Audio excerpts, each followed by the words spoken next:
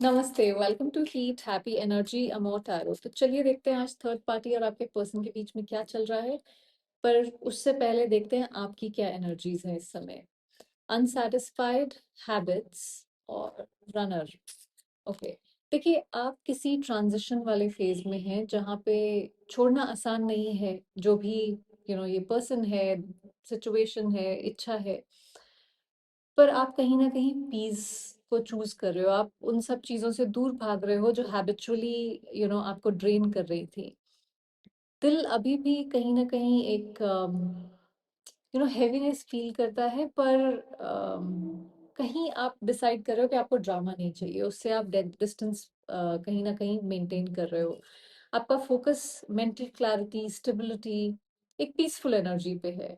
सो आप सर्वाइवल से निकल के एक हीलिंग वाली एनर्जी में जाना चाहते हो, उस तरफ बढ़ रहे हो। इमोशनली रिएक्ट नहीं कर रहे हो, पर रिस्पॉन्ड कर रहे हो। एक जो भी सिचुएशन है, या रिस्पॉन्ड करना सीख रहे हो इंस्टेड ऑफ रिएक्शन। यूनिवर्स आपको एक जैसे नई डायरेक्शन में लेके जा रहा है, जहाँ सेल्फ रिस्पेक्ट है, जहाँ पे काम एनर्जी है, जहाँ पीस है बेसिकली। चलिए देखते हैं आपके पर्सन की क्या एनर्जीज हैं थर्ड पार्टी को लेके। Unworthy, regret. देखिए माइंड कहीं ना कहीं कंफ्यूज है। हो सकता है मैं दो कार्ड्स और ले रही हूँ, टाइम एंड एस्केप। हो सकता है कि कुछ मिक्स्ड इमोशंस हो, कोई ऑप्शंस इनके दिमाग में चल रहे हो, जहाँ पे रियलिटी और इल्यूजन के बीच में इनका फोकस जरा हिलता हुआ सा नजर आ रहा है। एक तरफ को लगता है कि शायद मुझे यहाँ पे यू नो देखना चाहिए, यहाँ पे एक फेमिलियरिटी है, या एक पुराना रिश्ता है। दूसरी तरफ लगता है कि भाग जाए यहाँ से। तो डिसीजन लेने से ज्यादा फैंटेसी मोड में फंसे हुए हैं।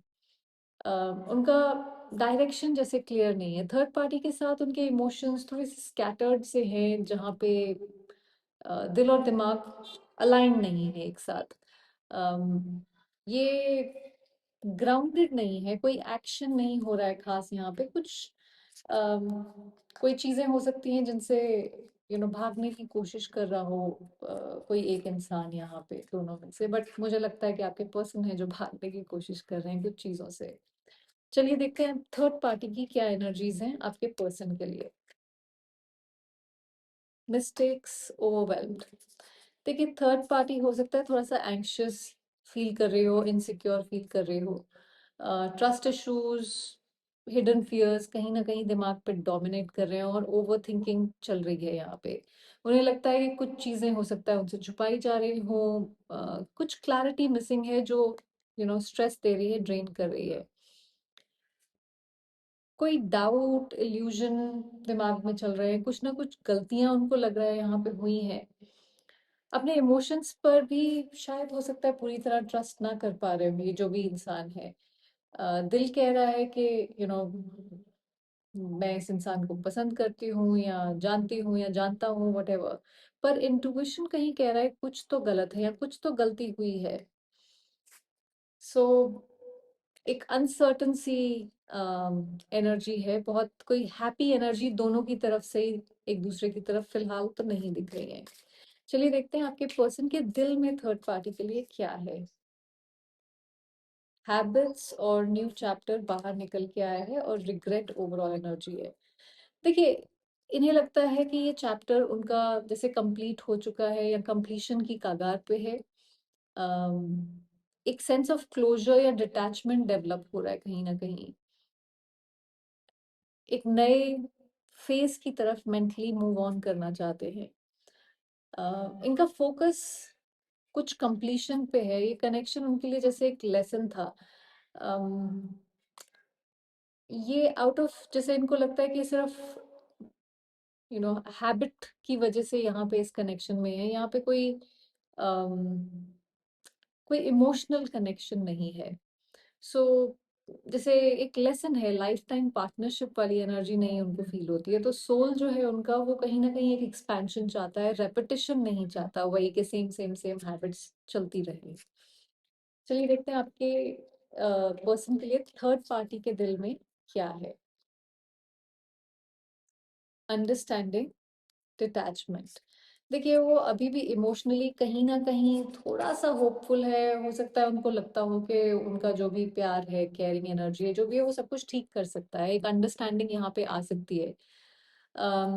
लेकिन प्रैक्टिकल स्फीयर में वो अंडरस्टैंडिंग नहीं आ रही है, कहीं ना कहीं एक डिटैच्ड एनर्जी है यहाँ पे, अनफिनिश्ड बिजनेस। सो दिल से कहीं ना कहीं अटैच्ड है, पर उनका विजन थोड़ा रोमांटिक इल्यूजन में है इस समय।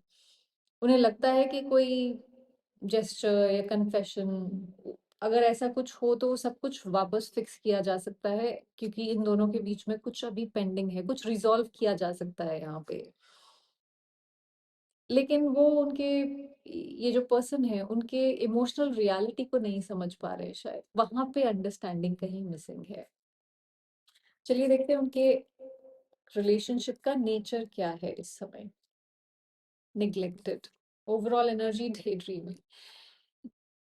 देखिए एक मिक्स ही एनर्जी है, कभी हॉट कभी कोल्ड वाली। तो ये सपने तो बहुत हैं, लॉन्गिंग भी है। आई फील थर्ड पार्टी की तरफ से ज्यादा है आपके पर्सन से कंपैरेटिवली, बिकॉज नेचर है कि जहाँ पे जो देना चाहिए वो इमोशंस कहीं एक्सप्रेस नहीं हो रहे हैं, या जो एक्शंस आने चाहिए, जो प्रैक्टिकल लेवल पे कुछ है तो हो रहा है, बट बाकी सब सपनों की दुनिया में ही है जैसे। अम, मतलब एक डेप्थ नहीं है इस कनेक्शन में। So nature is okay, neglected, मतलब जो भी चाहिए वहां पे वो है नहीं बेसिकली। देखते हैं क्या चीज है जो इन्हें साथ में रखे हुए है पकड़ के। अनअप्रिशिएटेड, रिफ्लेक्शन, मेंड, चेंज से दोनों डर रहे हैं कहीं ना कहीं। ओके, कोई पुराना पैटर्न है जो होल्ड किया हुआ है जिसको इन्होंने, कि अब अनअप्रिशिएट फील कर रहा है एक इंसान या दूसरा इंसान करा रहा है, पर फिर भी चीजों को फिक्स करने की कोशिश किए जा रहे हैं, क्योंकि कंफर्ट जोन और अटैचमेंट जो है वो इस चीज को उन्हें तोड़ने नहीं दे रहा है।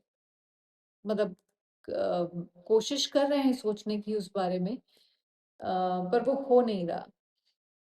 यहाँ ट्रांसफॉर्मेशन चाहिए, पर दोनों ही उसको रेजिस्ट कर रहे हैं। उन्हें लगता है कि छोड़ देना जो हो, अगर इस सिचुएशन को छोड़ दिया जाए कुछ, तो वो एक एंड हो जाएगा हर चीज का। सो यहाँ पे मतलब जैसे वही फेमिलियरिटी को पकड़ के बैठे हुए हैं। तो बस वो एक दिल में किसी तरह का डर है कि यहाँ पे, यहाँ ये चेंज नहीं होने देना चाहिए, ताकि अदरवाइज सब कुछ खत्म हो जाएगा। सो वो चीज है, एक फियर है पॉसिबली चेंज का, जो इनको साथ में रखे हुए है यहाँ पे। क्या चीज है जो इन दोनों के बीच में दूरी लेके आ रही है इस समय? रीयूनियन, बड़े ही अजीब काज है। Responsibility, overall energy, regret. देखिए इन दोनों में से कोई एक डोमिनेट करना चाहता है, ईगो और सेल्फ इम्पोर्टेंस बैरियर बन सकते हैं। दोनों अपनी टर्म्स पे यहाँ पे सब कुछ करना चाहते हैं। थोड़ा सा गिल्ट भी रोल प्ले कर सकता है यहाँ पे, रिग्रेट या गिल्ट के। यहाँ पे जब मैं रिग्रेट और गिल्ट कहती हूँ तो ये मतलब कि मैंने ये क्या किया, मुझे यहाँ पे होना ही नहीं चाहिए था, इस इंसान के साथ ही नहीं होना चाहिए था, या मुझे ऐसा नहीं करना चाहिए, समथिंग अराउंड दैट। कहीं पावर स्ट्रगल भी है, कनेक्शन में इक्वालिटी नहीं है, परफॉर्मेंस है यहाँ पे। दोनों कॉन्फिडेंट हो सकता है, लग रहे होंगे सब बहुत अच्छा चल रहा है, पर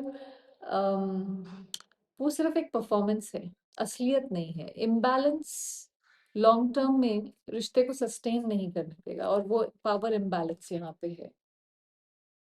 फ्यूचर इस कनेक्शन का देखते हैं क्या है। Holding back, reflection and confusion.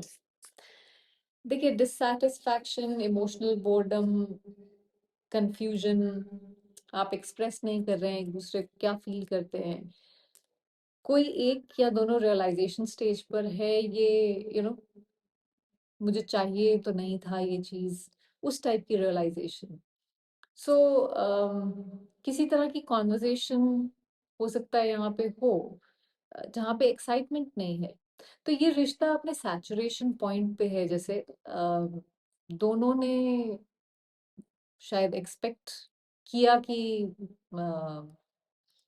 पता नहीं क्या हो जाएगा साथ में, इन दोनों को बहुत कुछ क्रिएट कर सकते हैं, पर वो फीलिंग अब है नहीं। साइलेंस और स्टैग्नेशन यहाँ पे डोमिनेट करेगा। प्रोग्रेस तभी होगी जब ये एक्सेप्टेंस आएगा कि कुछ चीज़ों को ये छोड़ना पड़ेगा, कुछ हैबिट्स को या शायद इस रिश्ते को ही, पर कुछ चेंजेस की ज़रूरत है, जो चेंजेस आने की ज़रूरत है। अगर उनको अवॉइड करते रहेंगे तो एक स्टैग्नेंसी ही रहेगी। देखते हैं यूनिवर्स का आपके लिए क्या गाइडेंस है यहाँ पे। ओवरवेल्म्ड, फॉरगिवनेस और सोल टाई। देखिए, अपने दिल को दोबारा से ट्रस्ट करना सीखिए। यहाँ पे आपको चूज करना हमेशा आपके कंट्रोल में नहीं है, पर जो कनेक्शन आप यहाँ पे फील करते हैं, जो सोल टाई आपके और इस इंसान के बीच में है, वो कहीं नहीं जा रही है। हर चॉइस कहीं ना कहीं जैसे एक कार्मिक होती है। अगर आप फियर से चूज करते हो तो वो वही रिपीट होता है, और अगर आप सेल्फ रिस्पेक्ट से करते हो तो वो चीज हील होती है। अम, इस वक्त आपको अपनी वैल्यूज और स्टैंडर्ड्स कहीं ना कहीं रीडिफाइन करने की जरूरत है। कार्मिक ट्रायंगल से निकलने का सबसे बड़ा स्टेप होता है कि आप अपनी वाइब्रेशन को ऊपर उठाएं। अगर आपको किसी को फॉरगिव करने की जरूरत है तो मतलब भूलिए मत इंसान ने आपके साथ क्या किया है, क्योंकि जब आप उस चीज को भूल जाते हैं तो वो रिपीटेडली वो इंसान आपके साथ वही सेम चीज करता है। डिफरेंट तरीकों से हो सकता है करे, पर वही पैटर्न रिपीट करता जाता है। पर अपनी वाइब्रेशन को उठाने के लिए माफी दे दीजिए, फिलहाल के लिए एटलीस्ट। देखिए, सच्चा प्यार जो होता है ना, वो कभी कंफ्यूजन नहीं देता है हमें, वो क्लैरिटी देता है। तो अगर ये इंसान आपको क्लैरिटी नहीं दे रहा है तो मे बी इस इंसान को किसी चीज पे काम करने की जरूरत है अभी। और जब तक वो ये काम अपना नहीं करता है तो भूलिए मत कि क्या लेसन्स इसने आपको सिखाए हैं। अदरवाइज वो फिर वही रिपीट करेगा। अपनी वैल्यू करिए अपने आप को। यू नो आप जब आप अपनी सेल्फ रिस्पेक्ट को आगे रखते हैं और उस हिसाब से दूसरे इंसान के साथ डील करते हैं, तो ऐसा नहीं है कि आप किसी को लूज कर रहे हैं या प्यार लूज कर रहे हैं। आप अपने आप को रिक्लेम कर रहे हैं, अपनी सेल्फ रिस्पेक्ट को रिक्लेम कर रहे हैं, वो बहुत इंपॉर्टेंट है। आई होप इससे आपको कुछ क्लैरिटी मिली हो। Thank you for watching.